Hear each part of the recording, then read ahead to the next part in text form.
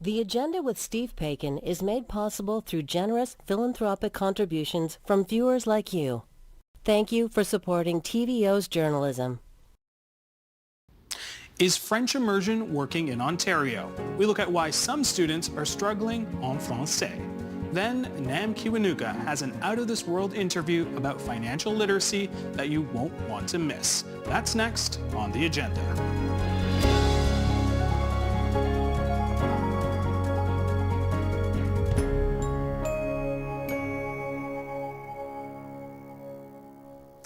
How many students enrolled in a French immersion program remain fluent after graduating?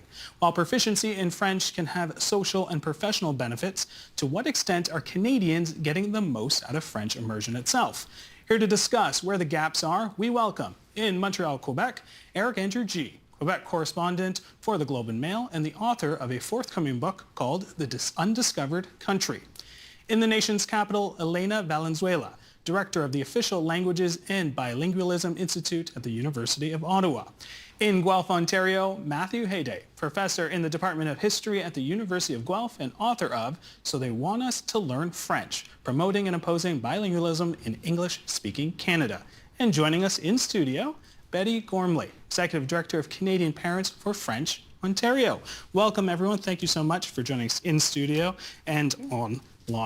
I want to start by setting the scene. According to Statistics Canada, a report looking at data from 2021, more than two-thirds of adults and children whose mother tongue is not French and who had been in immersion could have a conversation in French in the urban center of Summerside in Prince Edward Island, as well in Bathurst, Campbellton, and Edmundston in northern New Brunswick. This compares with less than a quarter of those living in Brooks, Alberta, Norfolk and Tillsonburg, Ontario, and Weyburn, Saskatchewan. I think it's important to note that New Brunswick is the only province in Canada that's officially a bilingual province.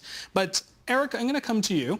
As you know, we've known each other for a couple of years. I didn't know that you spoke French, but you went through French immersion in Toronto. You now live in Montreal. How would you grade your French? I had a live on-air radio test of my French the other day. I was on Radio Canada, the French radio network, live with my grade 8 French immersion teacher. We were talking about a piece I just wrote. It was a kind of ode to this excellent teacher, Monsieur Ferrand, that I had in grade 8.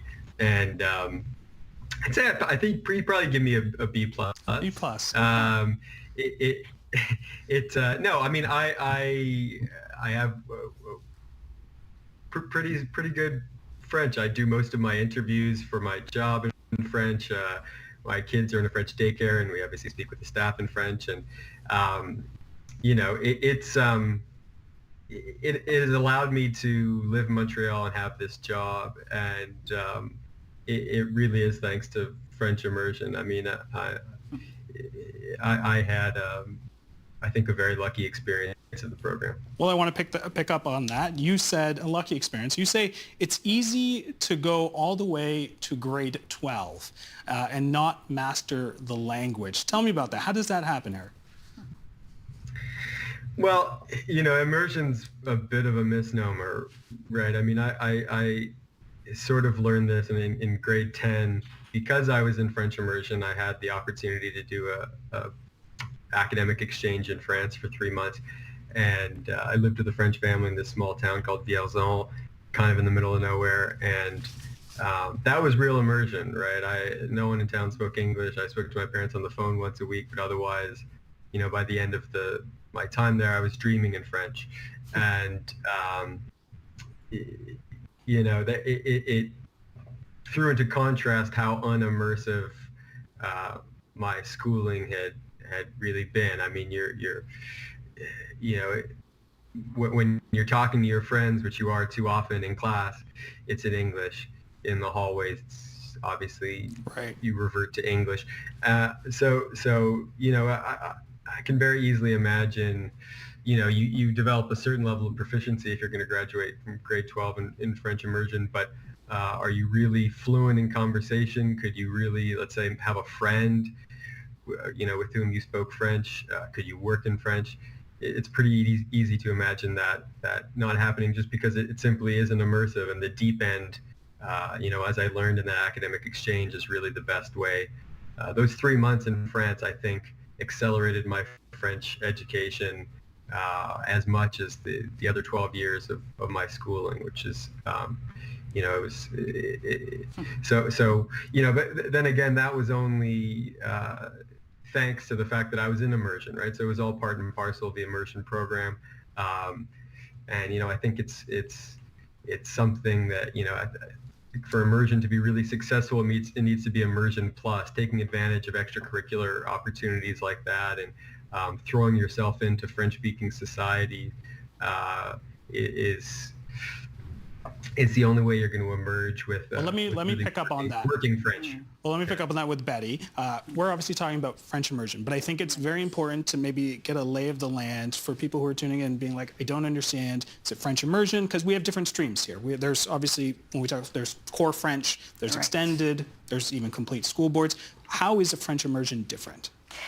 So French immersion is different if you compare it to core French, where core French is a mandatory program from grade 4 to grade 9, one French course, that's it.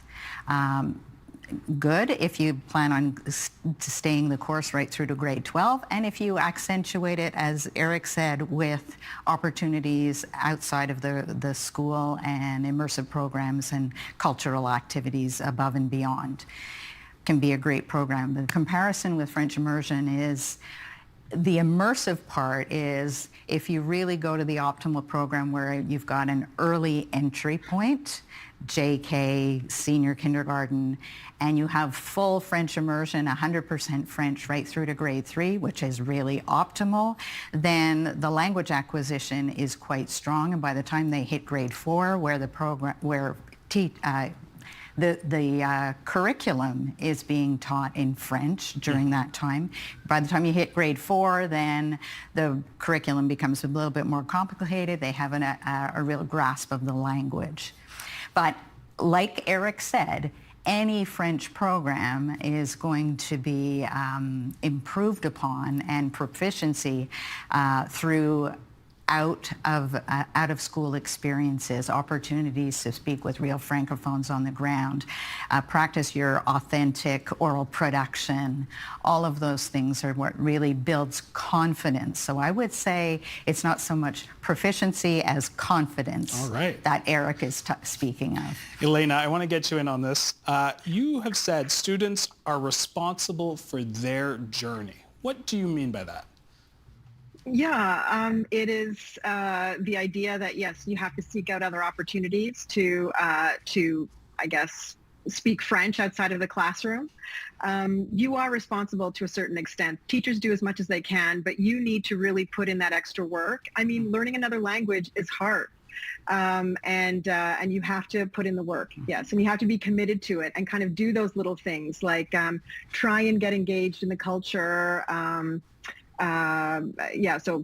Cultural things, try and read, make that effort to speak with someone who is Francophone. We have, almost, over 7 million around 10 million Francophones, first language speakers of French here in this country. I mean, you have opportunities to do it. You don't have to go all the way to France. You have it right here in Canada. So you can immerse yourself here and find those opportunities to speak French. I mean, here at the University of Ottawa, we have a French immersion program actually at the undergraduate level, where we have this sort of integrated language support for people who want to do that exactly. They went through French immersion in school and they want to take some French classes, so they do French class plus this French immersion component that really kind of helps them and helps them in their, I hate to say journey, but it is a journey, to become more comfortable and to kind of get over that linguistic insecurity that, let's be honest, we all kind of have a little bit, and embrace the diversity of accents and different proficiency levels. So, Matthew, I want to bring you in. Looking at the French immersion debate that's obviously played through the decades, what are some of the barriers of producing fully fluent graduates? Well, and I think it's important to recognize that the barriers I'm going to talk about I could tell you that these were the same barriers we identified in the 1980s. A lack, one of the big ones is not having enough French immersion teachers to begin with being a challenge, not having adequate amounts of educational assistants who can provide support to students with special learning needs. And that's a problem not only in the French immersion stream, but in any educational stream in the province of Ontario. Issues of socioeconomic access to French immersion classes is a challenge, but also, those opportunities to practice French that people have been talking about so far. And I think that, expectations of French immersion in terms of how it's promoted to parents have changed over the decades.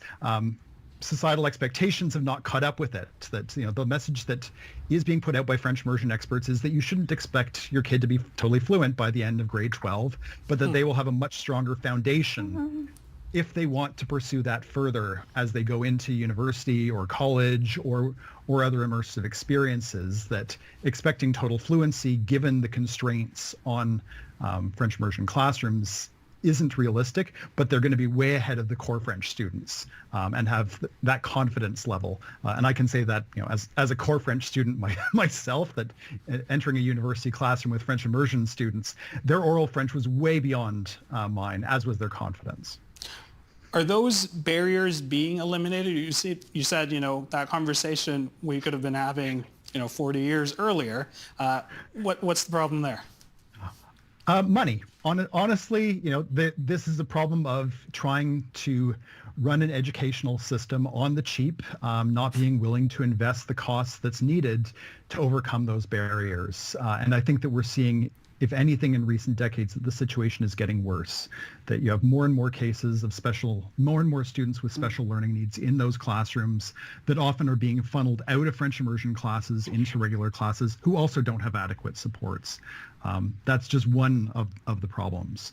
You do see provinces who have taken some strides to try to train more French immersion teachers to try to address those shortfalls so that you can actually offer enough classes for the hundreds of thousands of parents who want to put their children into those classes.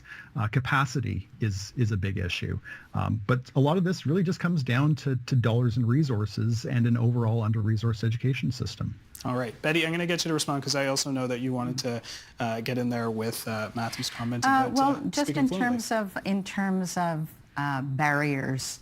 What we're seeing in French immersion is we've seen 5% annual growth in the program in terms of enrollment over the last 17 years. So the demand is very, very strong. It's hard to keep up with the demand, clearly, but one of the well-spoken, well-touted barrier is the lack of teachers. Right. So the supply and demand around teachers. That supply and demand is an issue that has, kind of plagued French immersion over time. I mean, it's been around for almost 50 years.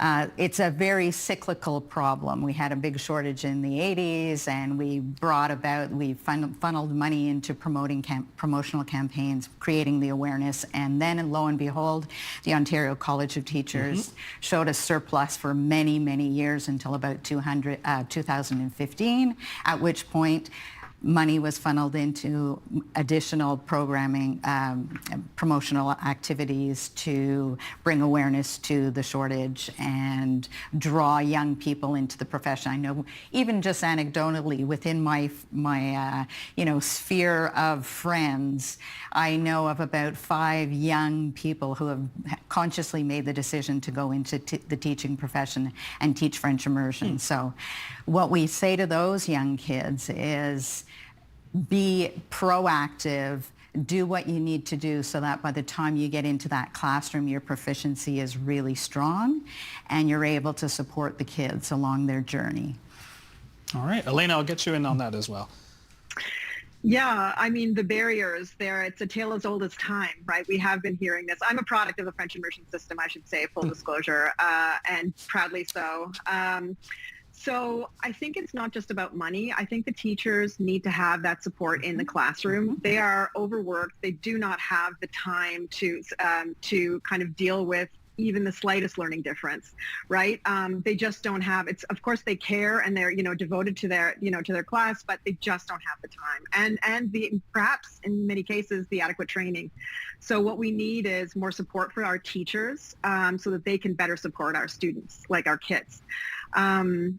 Like with educational assistance and that sort of thing. And even access for teachers, access for professional development so they can stay on top of on top of the latest research and findings and things like that, and kind of stay on top of the latest sort of things that they can use to help our students. So yeah, barriers, tale as old as time, but it's about, I of course support, but also training for our teachers. We'll come back to the inequities in the classroom, but I want to ask Eric, French Immersion has come to be seen as an elite program. And Eric, you even mentioned that French fluency in a Toronto context, I think that's important.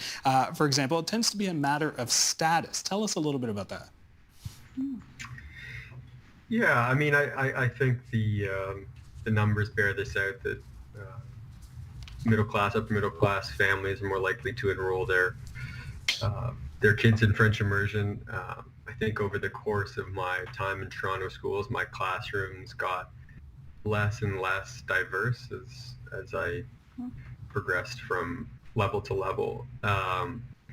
And that's a real pity. I mean, not only for the, let's say, less privileged students who are missing out, but it's a civic problem, right? I think often French immersion is these days framed in terms of opportunities for individual students.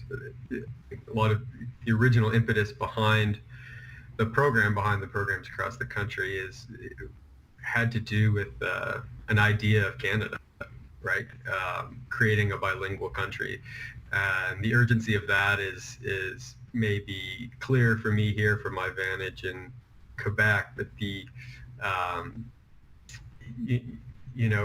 having cultural exchange between the two solitudes, as they used to be called, as they still sort of are, right? French and English Canada, right, is pretty difficult without linguistic proficiency. And I feel so fortunate to be able to live in Quebec, try to understand Quebec, try to translate Quebec to the rest of the country, and not that I'm a poster boy for French immersion, but it's just the stakes of these barriers and the inequities that you see within French immersion are more than individual, right? It's about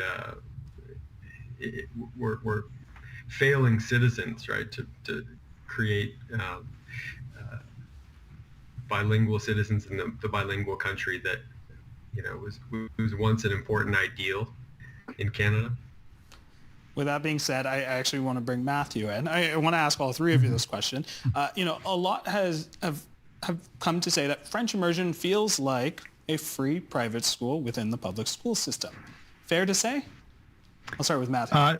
I mean, not having experienced a private school, I have my question. But again, this is one of the critiques that's been around since the 1980s.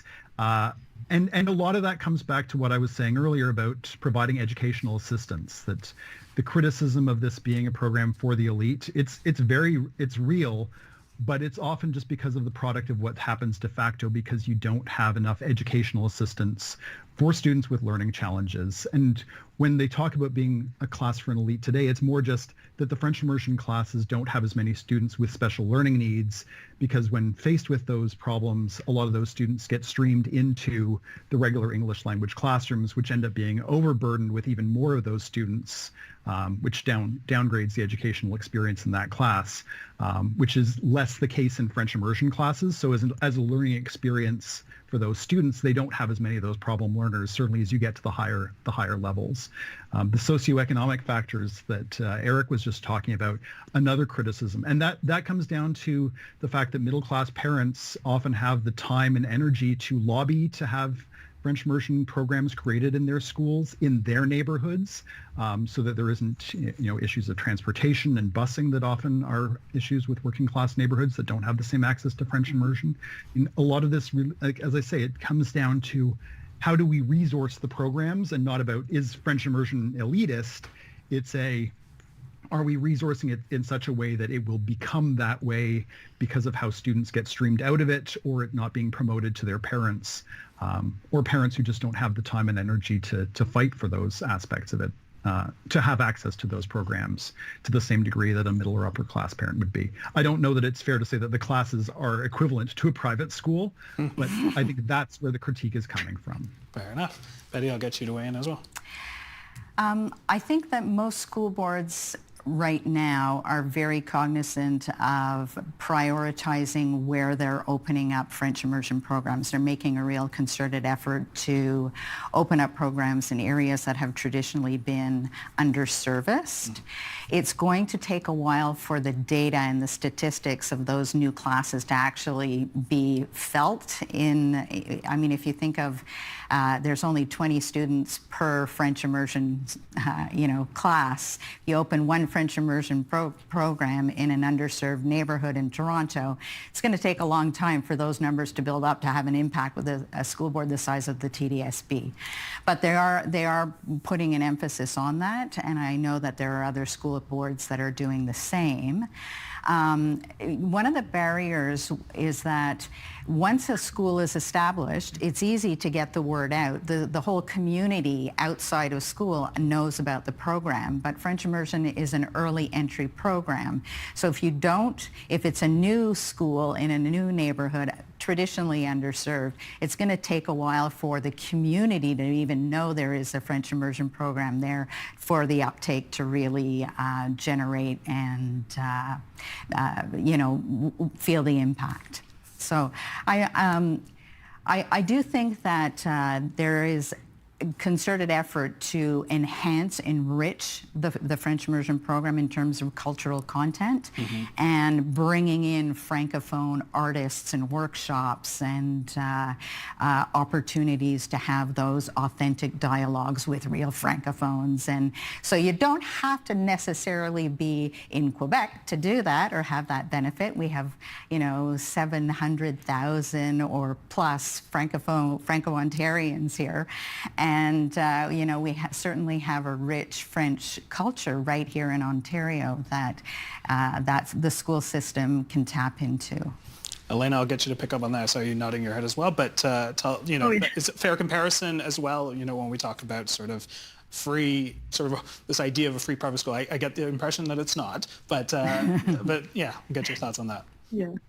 Yeah, I kind of have an issue with that because it's true that, Matthew said it very well, the fact that, kids are streamed out of it as soon as there's like the slightest inkling of a, learning difference or the learning challenge, they're streamed into the monolingual system. And it's just, it's sort of just not fair. And it creates this kind of dual, sort of two streams of school. So that's not okay, because it gives you this sort of unreal expectation or not expectation, but this sort of lack of learning differences in the French immersion stream. But I think that in terms of the socioeconomic issues, the data actually support that by and large, new Canadians put their kids in French immersion because they really value language. They do not speak French themselves necessarily, but they put their children in the French immersion program because they understand the importance of it. They have a positive attitude towards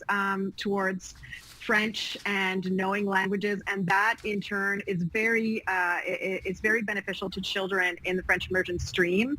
That kind of support at home and positive attitude and sort of that kind of awareness towards the French culture and French language and the importance of that, the importance placed on knowing languages is very, very beneficial to children and really does help with their success later on academically and in the French immersion program. Elena, I do want to ask you, Betty had mentioned this 5% growth, but how popular, can you give us a sense of how popular French immersion is in this province? Because, I think for a lot of parents who may have a lot of questions, might feel like this is, there's motivation for these programs. We know that. But give us an idea of how actually popular this is. It's so popular that, there are waiting lists in many cases. It's so popular that because people really realize the benefits in terms of employment opportunities. I mean, the healthcare industry is desperate for people who speak French, to serve the Francophone community outside of Quebec. So, things like, getting a job, the cognitive benefits, cultural awareness and inclusion. These are all very, very important things. That's what makes French immersion so popular. And it's the long, it's been around for 50, 60 years. And, it's been mostly very, very successful.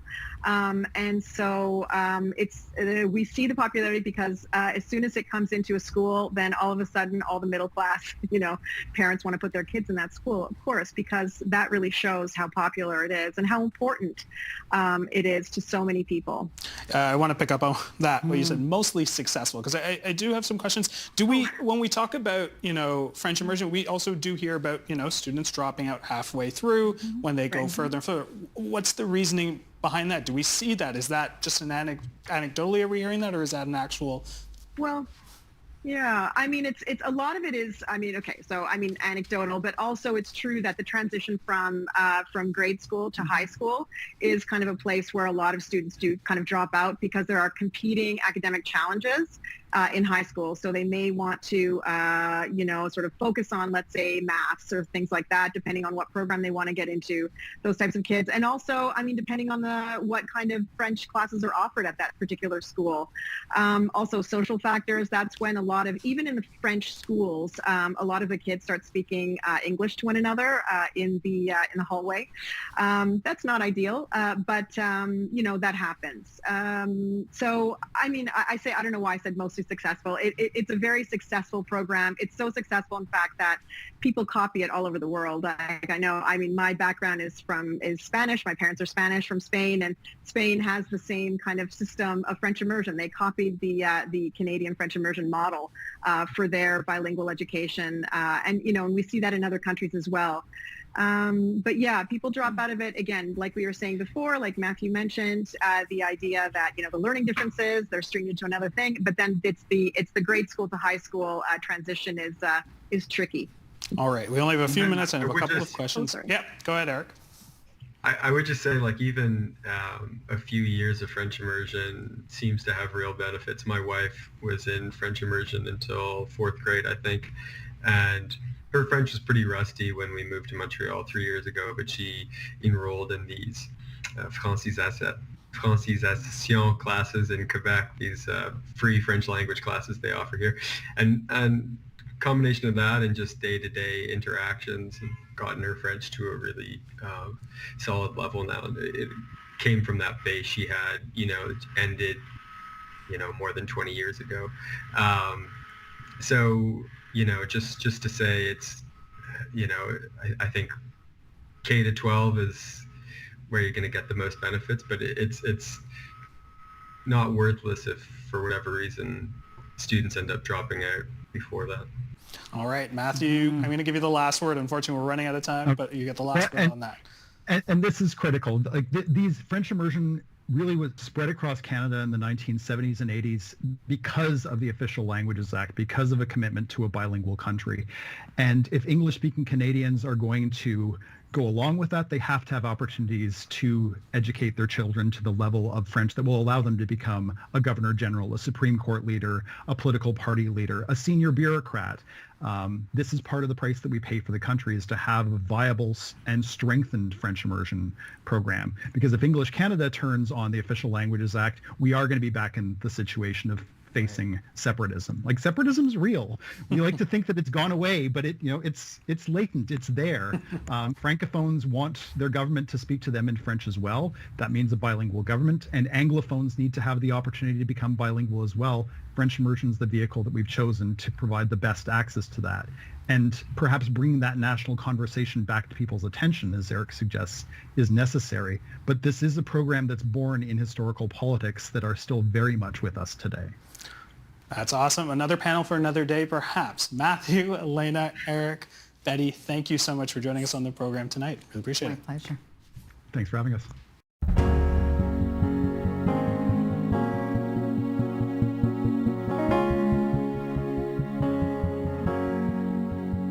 Karen Cumming was poised to become an astronaut. And while the teacher, writer, and journalist hasn't been to Mars, she does have some financial advice for any Martians she might encounter and a few Earthlings as well. It's all told in her new book, The Wealthy Martian, an out-of-this-world guide to financial literacy for parents, teens, and other Earthlings. Hi, Karen. It's nice to meet you. Hi, Nav. It's great to be here. I said before we started that I am a parent, an adult, but this book was very, very helpful to me. You wrote that this book, because you wanted young people to understand the power of money. What would you say is the most important thing that you've learned about money while you've been writing this book? Well, I mean, that's a great question because I wrote this book for other people, but I found that in the process of doing so, I was teaching myself things that I needed to learn too. I came up with something called the Wealthy Martian 7. 7 basics that I think we all need to learn, we all need to master in our own lives, no matter how old we are. 1, live beneath your means. 2, pay yourself first. 3, write down your goals, so important. 4, build your budget. 5, get off the debt go round. 6, buy insurance when you're young. And 7, write a will. So easy, so simple, but do we do it? No, because school doesn't teach us to do it. What would you say is the most important of those 7? Honestly, I think in the world we live in today, living beneath our means is the most important thing. Because if we live beneath our means, we're ensuring that there will always be enough money left at the end of the month to pay ourselves and the bills and to feed ourselves. We live in a society that encourages us to overspend. Credit cards, debit cards. We've lost our connection with our money. And I truly believe that this is something that we need to teach young people. I think that's really important for people to live beneath their means, but we live at a time when a lot of people are struggling where every dollar that comes in goes out because everything is so expensive. You write that, quote, "It's not about how much money you make, it's about how much money you keep." How does that work when people are struggling to make ends meet, or if you're a student with limited means? Well, my mother and father grew up during the Great Depression, and they lived part of their lives during World War II. These were times of great economic scarcity. And my mom in particular ingrained in me the idea that we needed to waste not, want not. And I believe so strongly that this is a concept that we need to introduce to not only young people in school, but remind all of us the importance of making use of absolutely everything, whether it's in the kitchen, whether it's, not buying new clothes, but mending the ones you have, not buying new shoes, but repairing the ones you have, not buying new appliances, but taking them to a repair cafe where someone can help you fix them instead of buying new. It's one of the greatest battles I think we all face is this world that tries to convince us that we must be a consumer, we must buy things, and it's just not true. There are things that we can do to help ourselves during these hard times, because these tough times are very similar to the times of the Great Depression and World War II. Simple things that we can all do to help stretch our dollars, and that really is something that we need to drive home to young people. There's a way to stretch your dollar. You don't have to go into debt. You don't have to struggle. What it all comes down to is creating new habits and making those new habits solid so that you don't even have to think twice. This is the life. This is what you do. You waste not, want not. I could talk forever about how important this is. Well, you also say that money can make money. How's that? I think part of the impetus behind me writing the book was, as a teacher, I would regularly ask my students, tell me, what has school taught you about money? And quite honestly, every single student I have ever asked that question to has given me the same answer: nothing. There is no way that, please forgive me, I've completely lost my train of thought. You were just talking about, I asked you how money can make money, and you were explaining how, no, it's okay, it's all right. And you were explaining how students say they don't understand that concept. Yes. Can I just pick it up from the start? Of course. Of course. Great. Okay. I've spent a lot of time in schools talking to students and asking them a simple question: what has school taught you about money? And the answer that I have regularly gotten is nothing. School, in my view, has always been designed to train good employees. It has taught us how to work for our money instead of how we can make our money make money. I have never been taught in any of the classes I ever had in elementary school or in secondary school or even university how to invest my money, how to make that money make money. I think people who are fortunate to grow up in wealthy households just grow up knowing this because they're taught by their parents or their families what you do in order to make your money make money. If that's something you've never been taught, you have no clue. How could you know? Of course, you think the best thing to do is to get a job and to work hard. But the trouble is that getting a job and working hard doesn't always create enough money for us to be able to live the kinds of lives that we dream of for ourselves. I'm glad you brought up that point because there are people who are working multiple jobs just trying to meet their basic needs. And when you think about investing, that's something that maybe is not something that's a priority for them. Is that fair to say?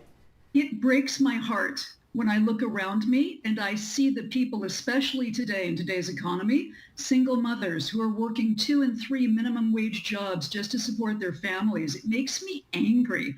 As a journalist, it makes me angry to see that.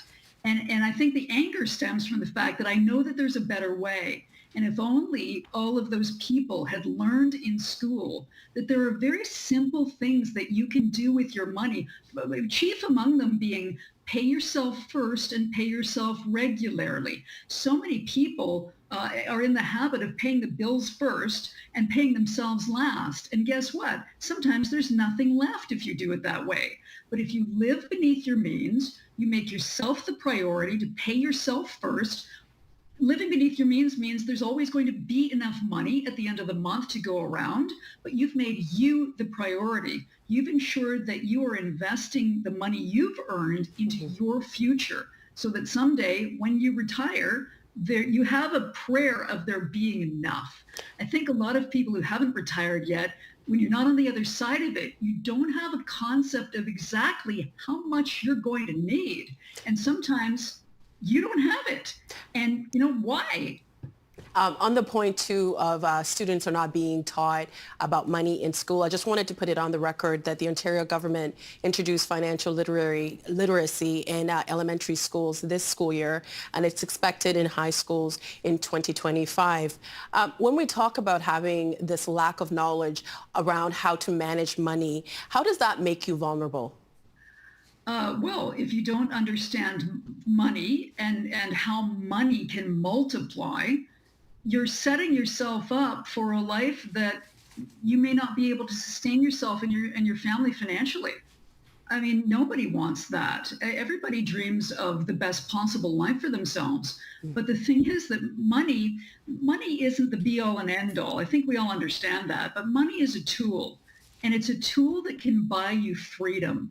You know, being rich means having money, but being truly wealthy means having time. If you've learned how to invest your money successfully at a young age, and that's so key, is starting young, because time is on your side if you start young. If you learn how to do that, you're setting yourself up for success. And I look around me and I see a world where society seems to want to set us up for failure. Why? Because when we fail, in other words, when we go into debt, we owe credit card companies, we owe on loans, we owe on lines of credit. Other institutions stand to make billions of dollars in profits. The banks every quarter issue their earnings statements and they declare their profits. And every quarter, the big 5 banks declare billions of dollars in profits. Where does that money come from? It comes from the interest that we pay on the debts that we owe to them. I think if people could only open their eyes and see how they're being used inside this system, it might motivate them to want to take control of their financial future and to truly become financially literate in advance of the government instituting financial literacy education in the secondary schools, for example, in the fall of next year. That's next year. That's a year that people are losing that they could be learning and becoming more financially literate and putting their money to work for them. You said that money is not everything, but I think in this society, it's everything, right? You see posters everywhere for people who are in debt, different ways for you to manage debt being advertised for debt relief on the subway. What approach to debt are you teaching in your book? Well, I mean, as far as I'm concerned, debt is like a sumo wrestler that pins you to the mat. And our job in life is to get out of its grip and to never allow ourselves to become in its grip again. Debt is the enemy. Debt is evil. Debt is the worst. Debt leaves us beholding to somebody else. We're prisoner to somebody else until we can dig ourselves out. And we live in a world that seems to reinforce this idea of being in debt as normal. You know, here, look at how they market credit cards to people in university. And yes, I'll give you this. Having a credit card and establishing that you are able to pay it back responsibly, that's good for your credit rating.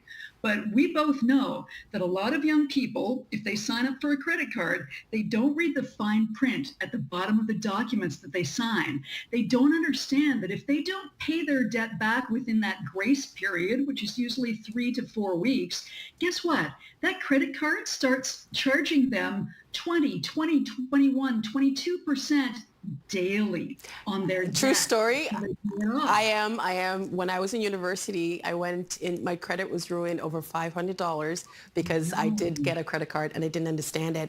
I will say this, when I talk about money with my husband, I apologize to my husband for saying this publicly, but it's one of those things that we end up having an argument because money, it sometimes feels like a trigger. How do we work around that in order for us to actually talk about money, talk about the future, and talk about how that connection you're talking about with money?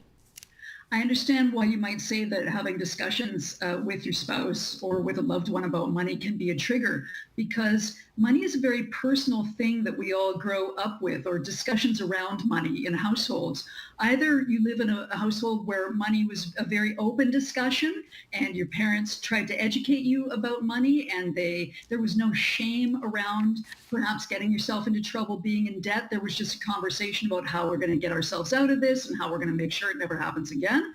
But some people were not lucky to live in or fortunate enough to live in a household where money was an open discussion and that there was no shame around it. I think my generation, I'm a baby boomer, I think that is very true for that generation. People didn't talk about money. They were embarrassed if they had lost money. They didn't want to admit it to their friends or their family that something had happened and that, you know, they had messed up. I'm of the opinion that, I mean, first of all, I've made as many mistakes as anybody else. I just don't mind talking about them because I know that if I talk about them, people will feel that they're not alone and that we can learn from each other's mistakes and we can ensure that ourselves and our children don't make those mistakes again.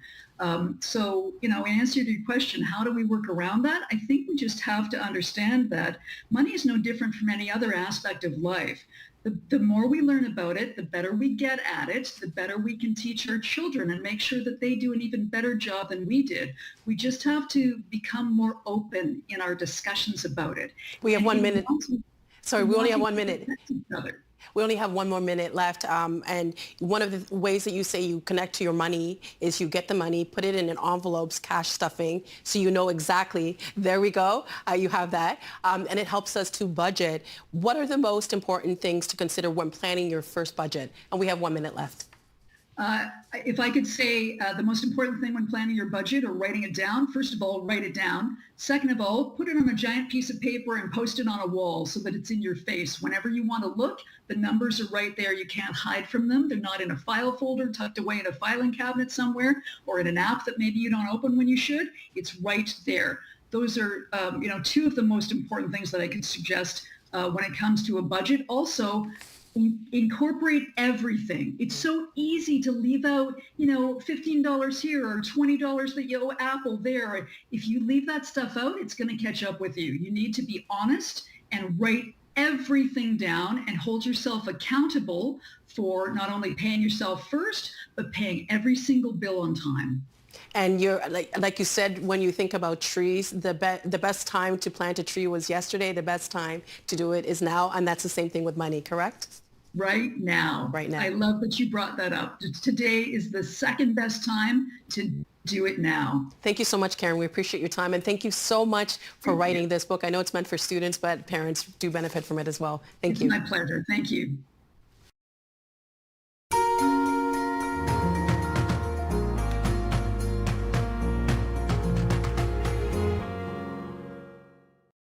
Invasive Phragmites, considered one of Ontario's worst invasive species. Unlike their native counterpart, they're aggressive, spreading quickly and densely as many as 200 stems per square meter. Reaching heights of up to 5 meters or 15 feet, this perennial grass has been choking out wetlands across the province for decades. We are in Kettle and Stony Point First Nation. The shorelines here look more like a scene out of John Huston's 1951 film, The African Queen, than a community in southwestern Ontario. Can't tell it from the water. Or the water from the land, for that matter. We're meeting up with wetland ecologist Janice Gilbert. She is one of the driving forces behind invasive Phragmites management in Ontario. Gilbert is the executive director of the Invasive Phragmites Control Centre and has dedicated the past 2 decades to researching, monitoring, and ridding wetland habitats of this invasive plant. You see this tall feathered plant in the roadside ditches, that's Phragmites. A lot of communities now, wherever there's been a lot of construction around stormwater ponds in urban areas, along the shorelines of lakes like where we are here, it's pretty prevalent in southern Ontario. Gilbert and her team are focusing on an infested section of Lake Huron's shoreline. She and her crew use an amphibious vehicle to navigate the shallow but rocky waters. It's hard work under the blistering summer sun, but the biggest challenge seems to be trying to find her team amongst the thick walls of Phragmites. That's so weird. I should be able to see them. Okay, we're going. Today the team is spraying a herbicide designed for wetland use. The herbicide, called Habitat Aqua, is diluted with water to create a 3% solution. This herbicide was approved by Health Canada in 2021 and is one of many strategies used to kill these invasive plants in Ontario. So basically you start out on the far edge and you do a line, and then you can spray 5 meters on either side, and then you offset, so your next transect coming back parallel along that squiggly line. You're careful as possible spraying around the Phragmites so you're not targeting the native plants. There's collateral damage, absolutely, but the thing is we do know the native plants recover. Yeah. Once you get rid of the Phragmites, it's amazing, the response. There's a good seed bank, and the native plants it's like they've been released. After a few months, the dead and dry stalks are then removed through a controlled burn, or by hand and scheduled when birds or other wildlife are not nesting. Another technique Janice and her team frequently use with great success is the cut to drown method. Basically, you cut all the stalks, then the plant has to get a shoot up through the water column, break the surface to get the oxygen flowing again, and that replenishes the oxygen supply. If that plant can't get up and break the water surface, then the plant's drowned. That's how it works. And so the deeper the water, the better, of course. The invasive grass is known as the European common reed, but generally referred to as Phragmites or frag. It was spotted along Canada's eastern seaboard in the 1800s and has crept its way up the St. Lawrence and through the Great Lakes. I have heard a lot of people say it's a really pretty grass, and I guess I could see that if I didn't know how destructive it was. But if you have to spend any amount of time in Phragmites, it quickly does not become pretty. It becomes pretty difficult, ugly, hard plant to navigate. These towering plants are known to release toxins from its roots into the soil, impeding the growth of native plants.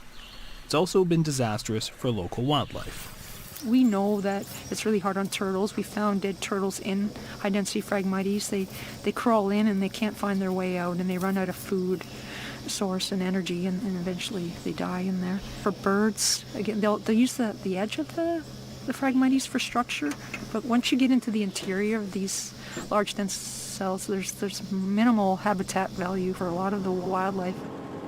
A quick trip around the vegetation and it's quite clear how much of a stranglehold the Phragmites has on the wildlife here. This is a dead zone. Birds are far and few between, no buzzing or chirping from insects, just a wall of deafening silence. And what we see above ground is only half the story. Once established, Phragmites roots can spread deep into the ground. So this is what's called a rhizome. So it would be all below the ground, all underneath this thick Phragmites, and it's thick, tight, going down several meters till it hits bedrock and it can't go any further. And you can see the diameter of it, how much oxygen it can hold. You see the roots coming off of it. Invasive Phragmites have touched virtually every community in Ontario, and it's particularly bad for communities along the Great Lakes. It's just kind of overtaken the waterways. 10 years ago, it was still not as bad as it is. We were able to see the water, access the water. Now you have to go through the Phragmites to get there, and you don't see the beauty of the lake. Not only have Phragmites blocked their views, but it's made some access points nearly impassable. The fishermen, they go out regularly. They provide meals for their family, meals for the community. Some of them provide fish to the elders. People from all over come and purchase fish from our fishermen here. So some of them, it's a way to sustain their life. It goes back to our heritage and our culture. We are hunters and fishers. We gather, and one of the it's our lifestyle. And when you see this plant taking over, it takes over our lifestyle. And of course, we're not able to participate in the things that we enjoy and that have been a part of our culture for many years. Dana Lynn Williams is a member of the Aamjiwnaang First Nation and the founder of First Nation Phragmites Control. The word is devastating. It's taking over. It's dense. It's unlike anything that you'll experience. Walking through it, or even an animal having to go through it, is just unbelievable. Williams is working alongside Gilbert to help educate First Nations communities about how to control Phragmites. Williams and Gilbert have set up demonstration sites on 3 First Nations communities: Kettle and Stony Point First Nation, Aamjiwnaang First Nation, and Walpole Island First Nation.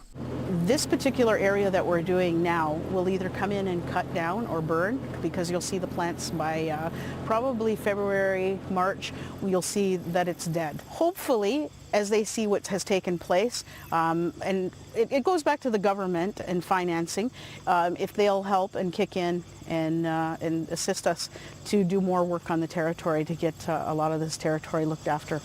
Earlier this year, Ontario announced plans to spend $16 million over the next 3 years fighting invasive species. Much of that money is being spent on a province-wide strategy to fend off Phragmites. We're heading towards Wood Drive, Coastal Meadow Marsh along the Lake Huron shoreline. That is the only area on the Lake Huron shoreline adjacent to a Carolinian forest. So it's a very, very special environment. Nancy Vidler knows all too well the importance of having a well-coordinated plan when it comes to Phragmites control. She and a team of dedicated residents in Lambton Shores have been waging a war with Phragmites since 2009, when the Lambton Shores Phragmites Community Group was formed. Thanks to early intervention, they eliminated Phragmites from a beach in her community of Port Franks, and then to surrounding areas. Oh my gosh! Wonderful, Jan. This is great.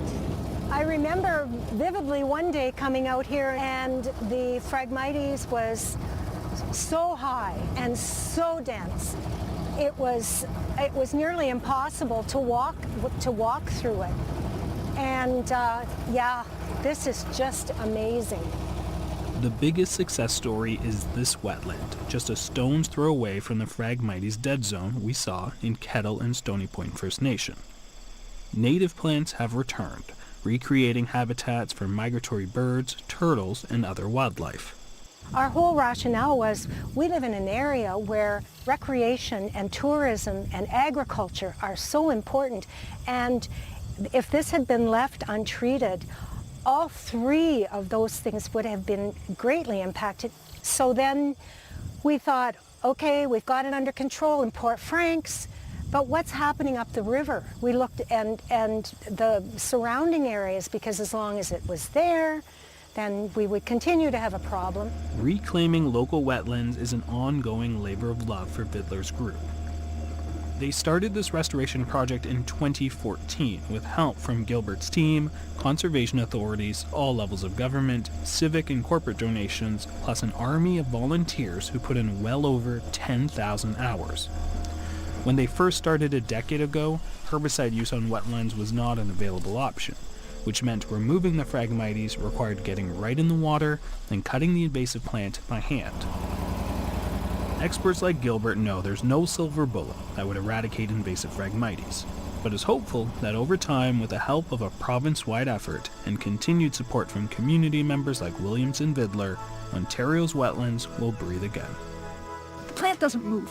So we have ways of controlling it. And you mentioned that we've been doing this for a number of years, and we have, but it's just been piecemeal work with just a few small groups. I'm so excited now there's a provincial program being rolled out, there's provincial strategy, there's funding, because without consistent funding and without a good game plan and a lot of community input, we're not going to win the battle. But we are winning it where we have that in place. We have lots of success stories, and so that gives us a lot of hope.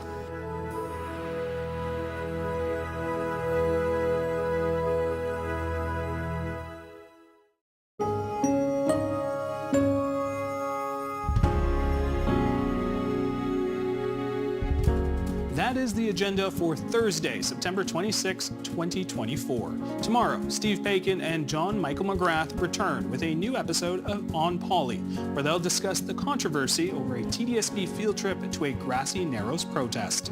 I'm Jan Jagannathan. Thanks for watching TVO, for joining us online at tvo.org, and we'll see you again tomorrow. We are where you are. TVO's current affairs journalism is available across platforms across Ontario, on Roku, Amazon Fire, Apple TV, and more. Catch The Agenda, The Thread, On Poly, and other podcasts, docs, and video series on the device of your choice when you choose.